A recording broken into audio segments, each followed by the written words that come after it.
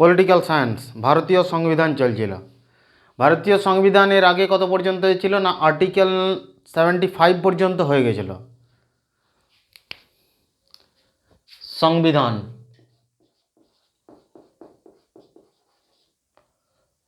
পলিটিতে article 75 হয়েছিল। এর আগে একটা আমি বলছি, যেটা হচ্ছে কি না উপপ্রধানমন্ত্রী। উপপ্রধানমন্ত্রী কখন করা হয় না পুরো মন্ত্রী পরিষদকে, মানে পুরো মন্ত্রী পরিষদের পুরো মাথায় কে থাকে না প্রধানমন্ত্রী। প্রধানমন্ত্রীর সুপারিশে কি মন্ত্রী পরিষদকে গঠন করছে কে রাষ্ট্রপতি। তাহলে এই প্রধানমন্ত্রী পুরো মন্ত্রী পরিষদের যেখানে যা কিছু হোক সমস্ত কিছুকে মনিটরিং করছে কে প্রাইম মিনিস্টার। এ হচ্ছে ইঞ্জিন, মন্ত্রী পরিষদের ইঞ্জিন হচ্ছে কে প্রধানমন্ত্রী। এর প্রধানমন্ত্রীর সুপারিশে রাষ্ট্রপতি করবে কি পুরো মন্ত্রী পরিষদকে গঠন করবে। এরপরে ধরো কোনো একটা রাজনৈতিক দলের মধ্যে ধরো দুজন ব্যক্তি দুজনেই প্রধানমন্ত্রী হওয়ার যোগ্য, তখন সেই ক্ষেত্রে কি করা হয় না একজনকে উপপ্রধানমন্ত্রী পদে করে দেওয়া হয়। আজ পর্যন্ত আমাদের ভারতবর্ষের ইতিহাসে 7বার উপপ্রধানমন্ত্রী হয়েছে। সর্বপ্রথম উপপ্রধানমন্ত্রী হয়েছিল কে না সর্দার বল্লভভাই প্যাটেল, এবং সর্বশেষ যে উপপ্রধানমন্ত্রী হয়েছে আমাদের অটল বিহারী বাজপেয়ীর টাইমে কে না লালকৃষ্ণ আডবাণী। আডবাণী সাহেব কখন না অটল বিহারী বাজপেয়ীর টাইমে হয়েছিল সর্বশেষ আমাদের। তাহলে উপপ্রধানমন্ত্রী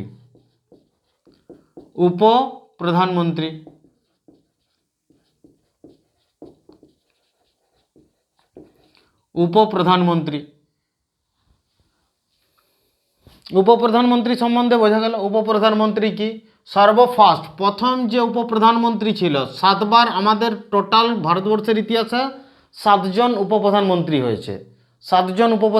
হয়েছে। এরপরে ফার্স্ট যে ভাইস প্রাইম মিনিস্টার হয়েছে, ফার্স্ট ভাইস প্রাইম মিনিস্টার হচ্ছে কে না সর্দার বল্লভভাই প্যাটেল।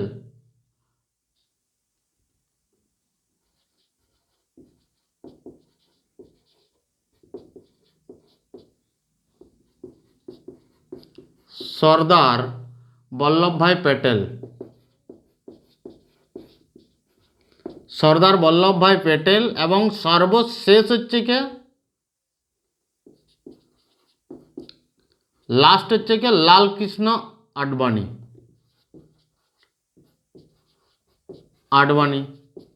সর্বশেষ হচ্ছে কে না লালকৃষ্ণ আডবাণী স্যার। তো এগুলো হচ্ছে কি আমাদের উপপ্রধানমন্ত্রী। এই উপপ্রধানমন্ত্রী আমাদের সম্বন্ধে বোঝা গেল কি উপপ্রধানমন্ত্রী। এরপরে আর্টিকেল নাম্বার 75 হয়ে গেছে। এরপর আর্টিকেল নাম্বার 76।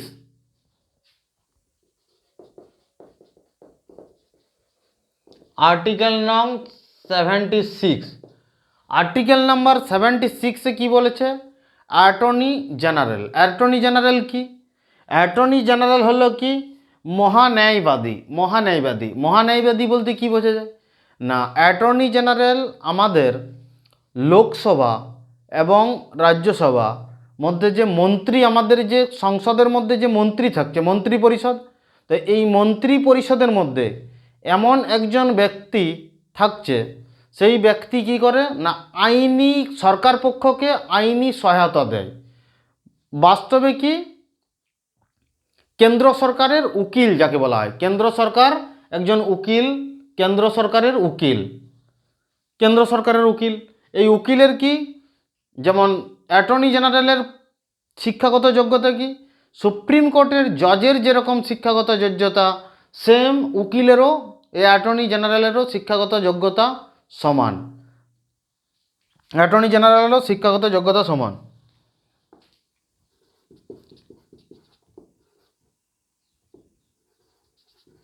অ্যাটর্নি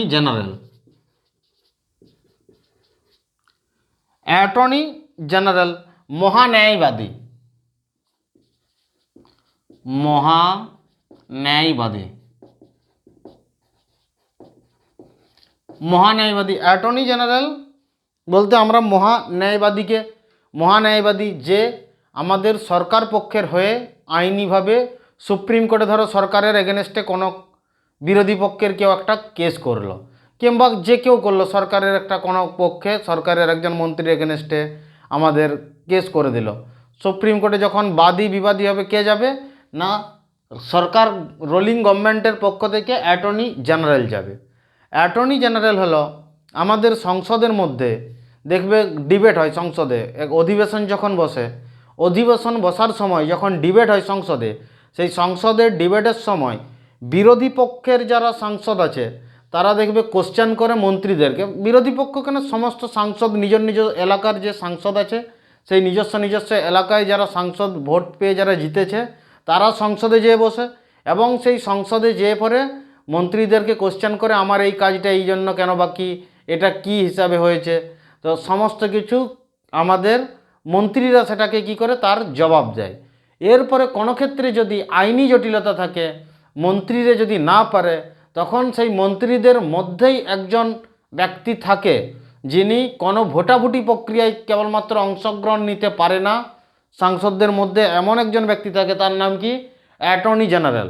সে কি করে কোনো মন্ত্রী যদি সে আইনি ব্যাপারে যদি না বলতে পারে তখন তিনি কি বলবে তার ব্যাপারটা অ্যাটর্নি জেনারেল ডিপেন্ড করে দেবে, সেটাকে আরও ডেসক্রাইব করে দেবে। অ্যাটর্নি জেনারেল তখন তার জবাব দেবে।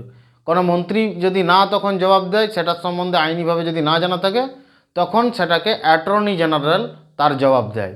সে মন্ত্রী একমাত্র সংসদের মধ্যে কোনো ভোটাভুটি নির্বাচন প্রক্রিয়ায় অংশগ্রহণ করে না, শুধু একজন ব্যক্তি থাকে, তার নাম হলো কে না অ্যাটর্নি জেনারেল। অ্যাটর্নি জেনারেল হলো কি না কেন্দ্র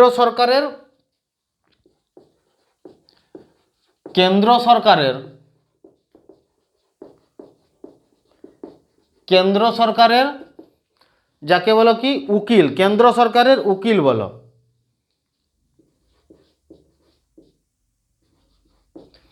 কেন্দ্র সরকারের উকিল অথবা একে আমরা কি বলতে পারি আইনি অধিকারী অথবা বিধি আধিকারী বলতে পারি। বিধি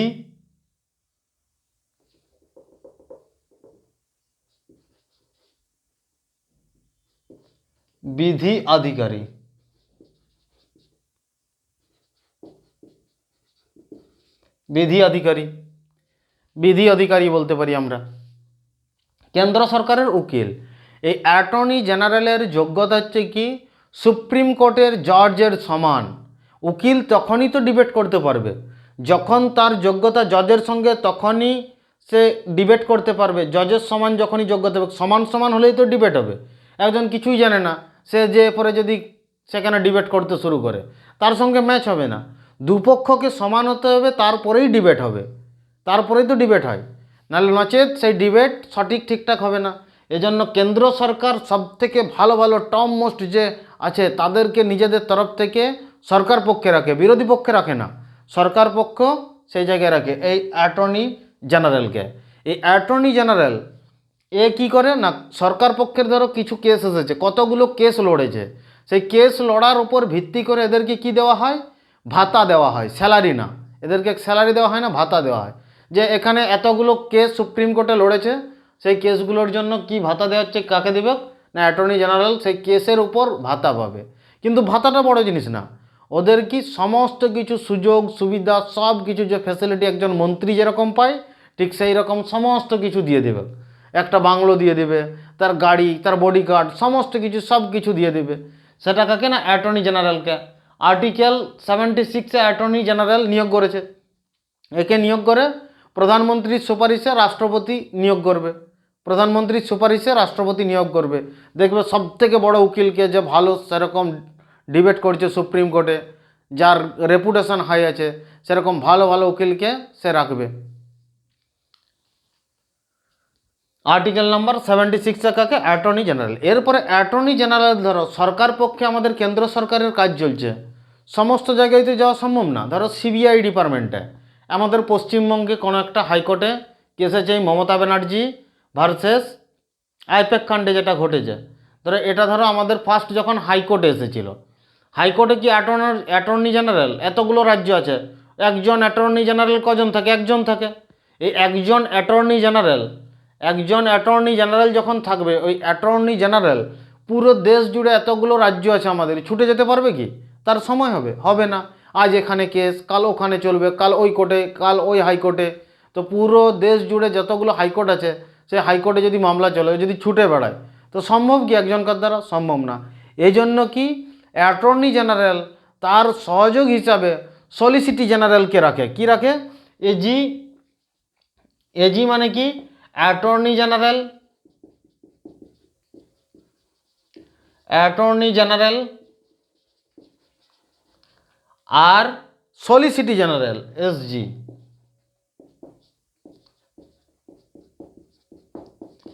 সলিসিটি জেনারেল, সলিসিটি জেনারেল করবে কি না, সলিসিটি জেনারেল এখানে হাইকোর্টের উকিলের সমান, হাইকোর্টের উকিলের সমান। আর অ্যাটর্নি জেনারেল সুপ্রিম কোর্ট লেভেলে যখন যাবে, তখন অ্যাটর্নি জেনারেল যাবে। হাইকোর্টে যে যাবে কে না, সলিসিটি জেনারেল। যেমন সিবিআই ডিপার্টমেন্টে, তারপরে ইডির ডিপার্টমেন্টের জন্য সলিসিটি জেনারেল যাবে, বিভিন্ন হাইকোর্টে যে মামলা চলবে। ডিস্ট্রিক্ট কোর্টে যখন যাবে, তখন additional solicitor general, ASG, additional solicitor general, additional solicitor general, additional solicitor general. এ ডিস্ট্রিক্ট কোর্ট লেভেলের এডিশনাল সলিসিটি জেনারেল কোথায় না, ডিস্ট্রিক্ট কোর্ট লেভেলের সাথে যখন চলবে মামলা, তখন এডিশনাল সলিসিটি জেনারেল তখন যাবে, এডিশনাল সলিসিটি জেনারেল তখন যাবে। ডিস্ট্রিক্ট কোর্ট লেভেলের হলে এডিশনাল সলিসিটি জেনারেল যাবে। আর্টিকেল নাম্বার 76-এ কি অ্যাটর্নি জেনারেল আমাদের রাখা যাবে, এটা বলা আছে ভারতের সংবিধানের আর্টিকেল নাম্বার 76, 76-এ বলা আছে, ধারা নাম্বার 76। লেখে নাও এগুলো, পুরো নামগুলো লেখে নাও।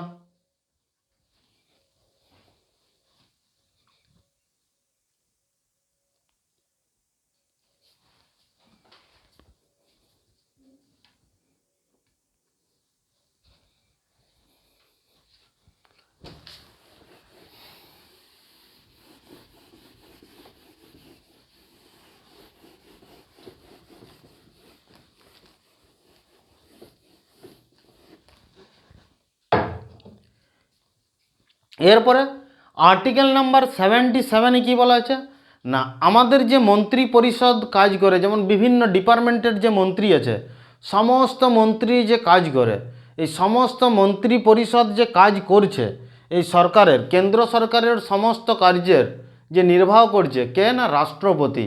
তার সমস্ত কৃতিত্ব কার হাতে না, রাষ্ট্রপতির হাতে। মন্ত্রী পরিষদের সমস্ত যে কার্য হয় বিভিন্ন ডিপার্টমেন্টে, ভারত সরকারের যা কিছু কার্য হচ্ছে, সবের মাথায় কে না, রাষ্ট্রপতি। ভারত সরকারের কার্যনির্বহন করে কে? আর্টিকেল নাম্বার 77, আর্টিকেল নাম্বার 77-এ বলা আছে কি, ভারত সরকারের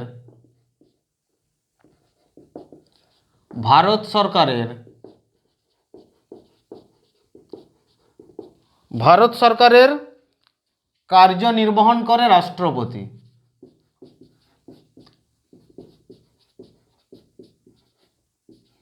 কার্যনির্বহন করে রাষ্ট্রপতি,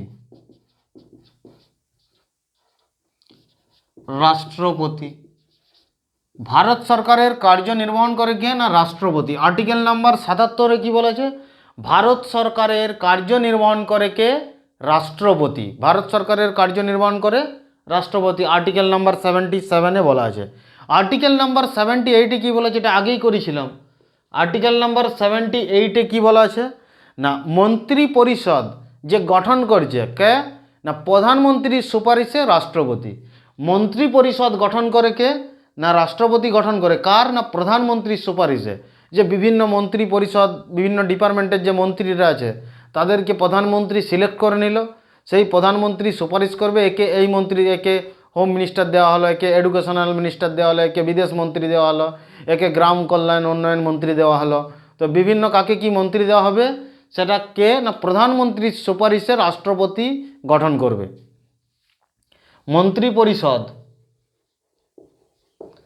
মন্ত্রী পরিষদ, মন্ত্রী পরিষদ প্রধানমন্ত্রীর সুপারিশে, প্রধানমন্ত্রীর সুপারিশে, প্রধানমন্ত্রীর সুপারিশে রাষ্ট্রপতি গঠন করবে। রাষ্ট্রপতি গঠন করবে।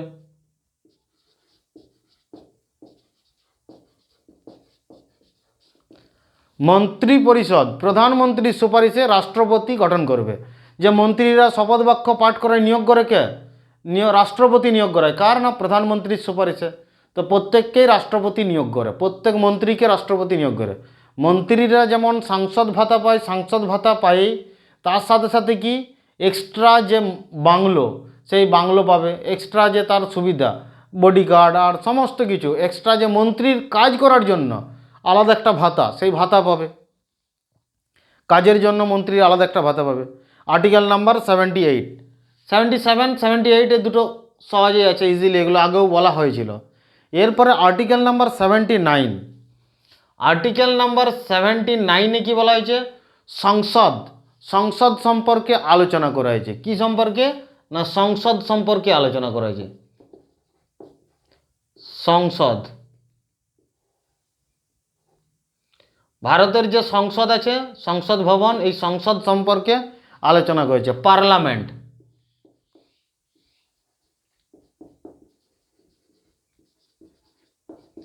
পার্লামেন্ট 79 কি বলা হচ্ছে, সংসদ সম্বন্ধে পার্লামেন্ট সম্পর্কে কি আলোচনা, পার্লামেন্ট সম্পর্কে আলোচনা করা হয়েছে। পার্লামেন্ট, তো এই সংসদ অথবা এই সংসদ কথার অর্থ কি, সম্প্রভুতা। আমাদের যে সংসদ ভবন, এখানে সংসদ ভবনে কি হয়, আমাদের পুরো দেশ জুড়ে যত সাংসদ আছে, সমস্ত সাংসদ এখানে যে বসে কোথায় না সংসদে। সংসদের যে টোটাল মোট যে হাউস আছে, দুটো হাউস আছে। কটা হাউস আছে সংসদের, দুটো হাউস আছে। হাউস কটা না দুটো, একটা লোকসভা আর একটা রাজ্যসভা।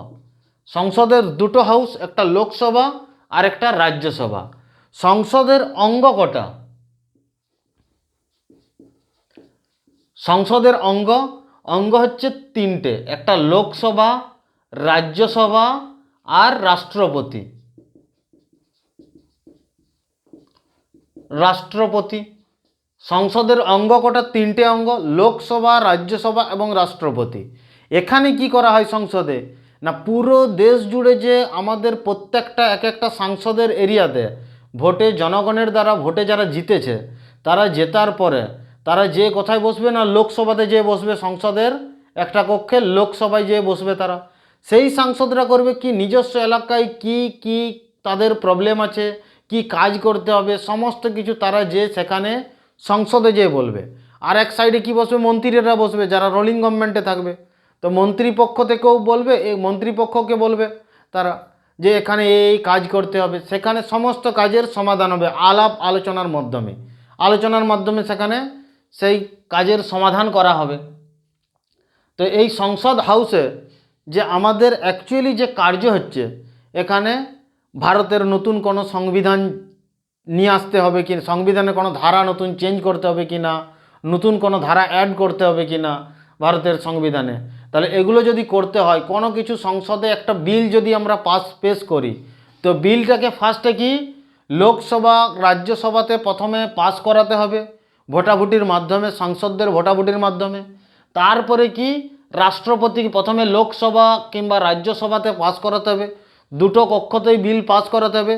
পাস করানোর পর রাষ্ট্রপতিকে দিয়ে সাইন করালে সেটা আমাদের আইন তৈরি হয়ে যাবে। এই সংসদ হচ্ছে সবথেকে আমাদের দেশের মধ্যে মেন জায়গায় কি, একে সুপ্রিম কোর্টের যে বিচার করে না, এই সংসদের দ্বারাই যে আইন তৈরি করে দিচ্ছে, সেই তৈরি করা আইনের উপর ভিত্তি করে সুপ্রিম কোর্ট আমাদের বিচার করবে, কোর্ট সেখানে বিচার করবে। তো তো এখানে কি আমাদের আইন তৈরি করছে অথবা আইন পরিবর্তন করছে সংসদে। এই সংসদ শব্দের অ্যাকচুয়ালি অর্থ কি? সম্প্রভুতা। সম্প্রভুতা, সংসদ শব্দের অর্থ কি? সম্প্রভুতা।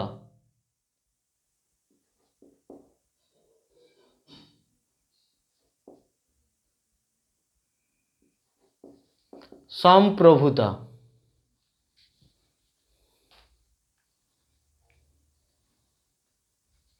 সম্প্রভুতা, সংসদ শব্দের অর্থ কি? সম্প্রভুতা। এই সংসদ কথাটা আমাদের এই যে সংসদ অথবা পার্লামেন্ট, পার্লামেন্ট আমাদের এসেছে কোথা থেকে? না কোন দেশের সংবিধান থেকে নেওয়া হয়েছে? ব্রিটেন থেকে নেওয়া হয়েছে। ব্রিটেন থেকে নেওয়া হয়েছে। কোন দেশের থেকে নেওয়া হয়েছে? সংসদ কথাটা কোথা থেকে এসেছে? সংসদ যে আমাদের ভারতের সংবিধানে এসেছে কোন দেশের থেকে নেওয়া হয়েছে? কান্ট্রি হচ্ছে কি না ব্রিটেন থেকে নেওয়া হয়েছে।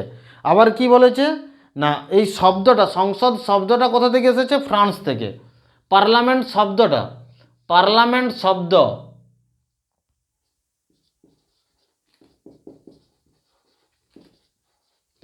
পার্লামেন্ট শব্দ কোথা থেকে এসেছে? পার্লামেন্ট শব্দ এসেছে ফ্রান্স থেকে।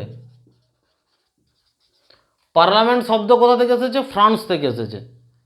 পার্লামেন্ট শব্দটা এসেছে ফ্রান্স থেকে। পার্লামেন্ট শব্দটা এসেছে কোথা থেকে? ফ্রান্স থেকে।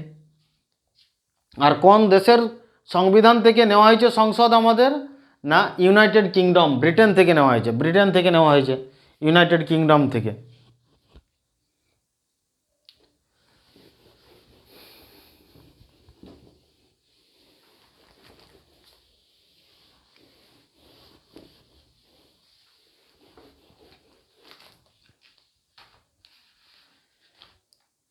দেখো আর্টিকেল নাম্বার 79 আমাদের সংসদ সম্বন্ধে বলা হয়েছে।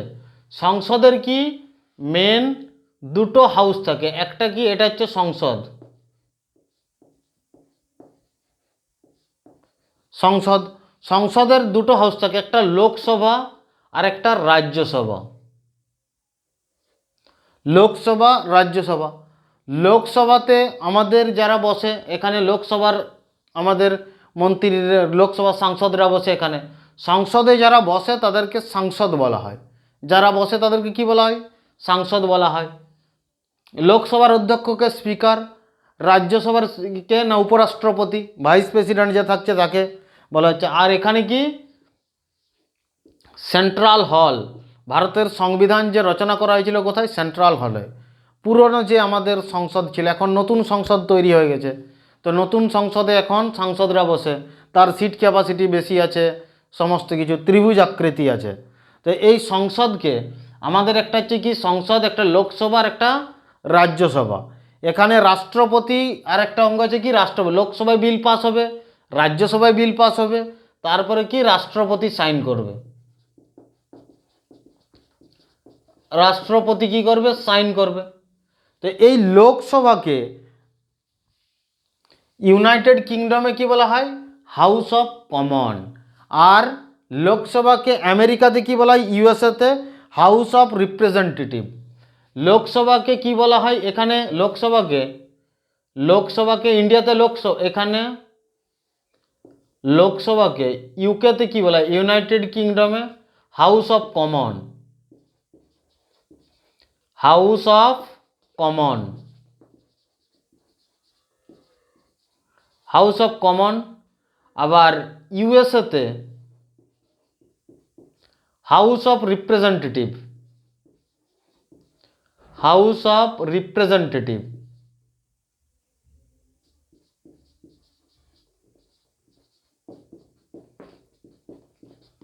হাউস অফ কমন কোথায় বলা হয়? ইউনাইটেড কিংডম অথবা ব্রিটেনে বলা হয় হাউস অফ কমন। আর ইউনাইটেড স্টেট অফ আমেরিকাতে কি বলা হয়? House of Representative. House of Representative লোকসভাকে বলা হয়। রাজ্যসভাকে এখানে ইউনাইটেড কিংডম, রাজ্যসভাকে ইউনাইটেড কিংডমে বলা হয় House of Lord. United Kingdom কি বলা হয়? House of Lord. House of Lord, house of Lord বলা হয়। আর ইউএসএতে রাজ্যসভাকে কি বলা হয়? ইউনাইটেড স্টেট অফ আমেরিকাতে না সিনেট, সিনেট বলা হয়, সিনেট। রাজ্যসভাকে ইউনাইটেড স্টেট অফ আমেরিকাতে কি বলা হয়? এখানে ওদের কি সিনেট, ওখানে কি বলা হয়? সিনেট বলা হয়, ওটাকে সিনেট বলা হয়।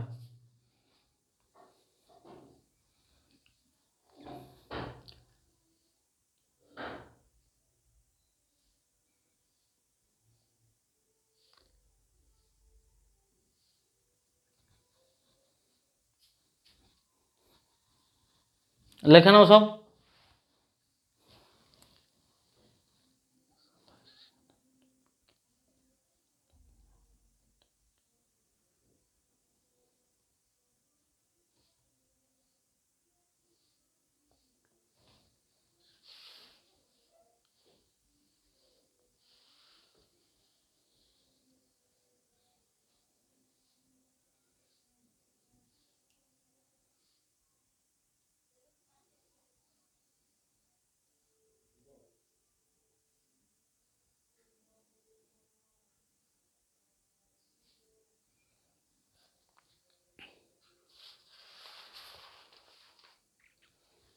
হয়ে গেছে।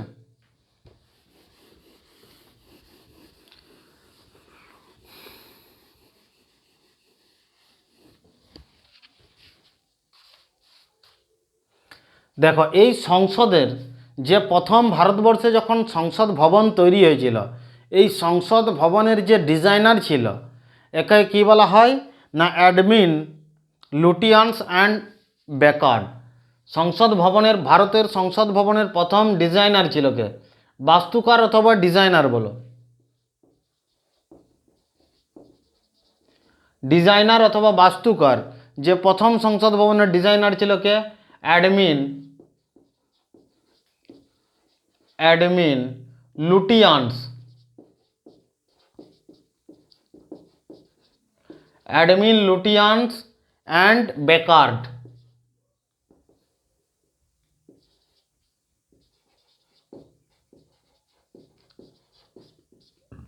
And Baker, Edwin Lutyens and Baker. ভারতবর্ষের যে প্রথম সংসদ করেছিল তার ডিজাইনার কে ছিল? Edwin Lutyens and Bakers, Edwin Lutyens and Baker. যেটা অবস্থিত কোথায়? লুটিয়ান্স দিল্লি। এই জন্যই নাম হয়ে গেছে কি?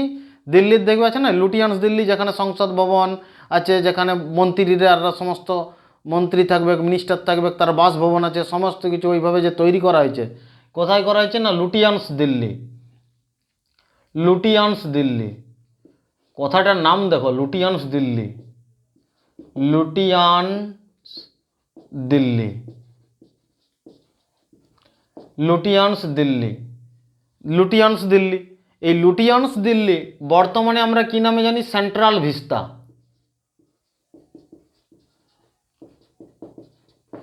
Central Vista. লুটিয়ান্স দিল্লি বর্তমানে আমরা জানি কি? Central vista.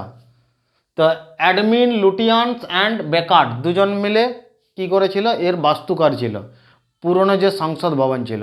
বর্তমানে আমাদের কি নতুন সংসদ ভবন তৈরি হয়ে গেছে। এই বর্তমানে যে নতুন সংসদ ভবন তৈরি হয়েছে, এই নতুন সংসদ ভবন তৈরি হয়েছে বর্তমানে, পুরোনো লেখে নাও এর ডিজাইনারকে।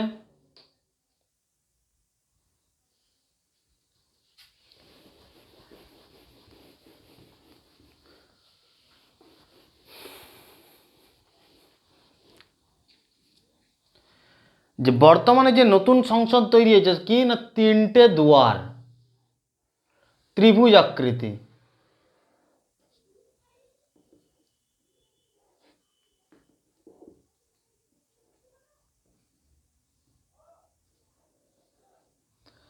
এই যে ত্রিভুজ আকৃতিভাবে যে সংসদ তৈরি হয়েছে, পুরনো সংসদ ভবনের চেয়ে তার সিট সংখ্যা আরও বেশি আছে। পুরনো সংসদ ভবনের যে সিট সংখ্যা ছিল সেখানে কম ছিল, পরবর্তীকালে আরও লোকসভা সিট বাড়ানোর পরিকল্পনা আছে। তো সেই কারণে কি, যাতে আরও বেশি সাংসদ সেখানে বসতে পারে, সেই জন্য করা হয়েছে, আরও বড় দেখে করা হয়েছে নতুন যে সংসদ ভবন। এই নতুন সংসদ ভবনের তিনটে দুয়ার আছে। একটা হচ্ছে কি জ্ঞান দুয়ার, জ্ঞান দুয়ার, তিনটে দরজা আছে, তিনটে রাস্তা আছে ঢোকার। একটা জ্ঞান দুয়ার, একটা কর্ম দুয়ার,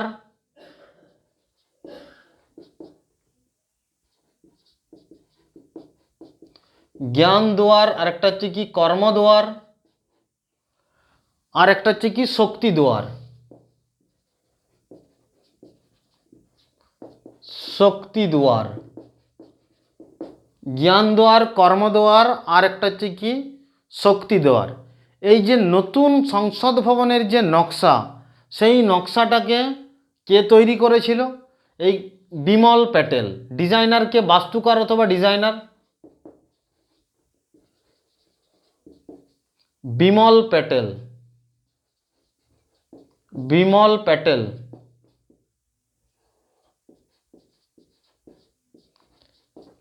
বাস্তুকার অথবা ডিজাইনার কে ছিল? না, বিমল প্যাটেল। নতুন সংসদের যে বাস্তুকার অথবা ডিজাইনার কে? বিমল প্যাটেল। বিমল প্যাটেল নামটা খুবই ইম্পর্ট্যান্ট। নতুন সংসদ ভবন ত্রিভুজাকৃতি, তিনটে দুয়ার আছে, জ্ঞান দুয়ার, কর্ম দুয়ার, শক্তি দুয়ার, এই তিনটে দুয়ার আছে।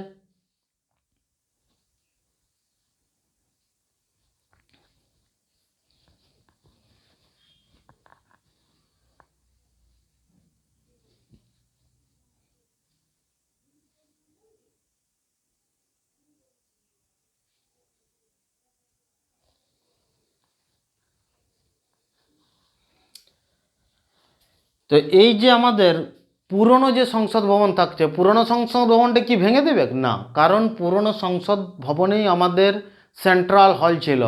সেই সেন্ট্রাল হলের মধ্যে আমাদের ভারতীয় সংবিধান রচনা করা হয়েছিল। বাবা সাহেব আম্বেদকরের নেতৃত্বে ড্রাফটিং কমিটির চেয়ারম্যান ছিল।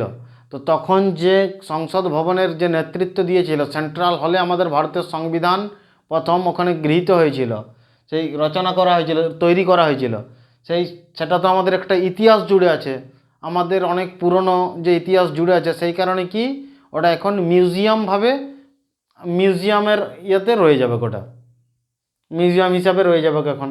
ওটা মানে ওটা পুরনো একটা স্মৃতি হিসাবে, মিউজিয়াম হিসাবে রয়ে যাবে আমাদের পুরনো যে সংসদ ছিল। এরপরে আমি কি নেক্সট ক্লাসে আরও আলোচনা করব, নেক্সট ক্লাসে বাকি করানো হবে। আজকে এই পর্যন্তই থাক।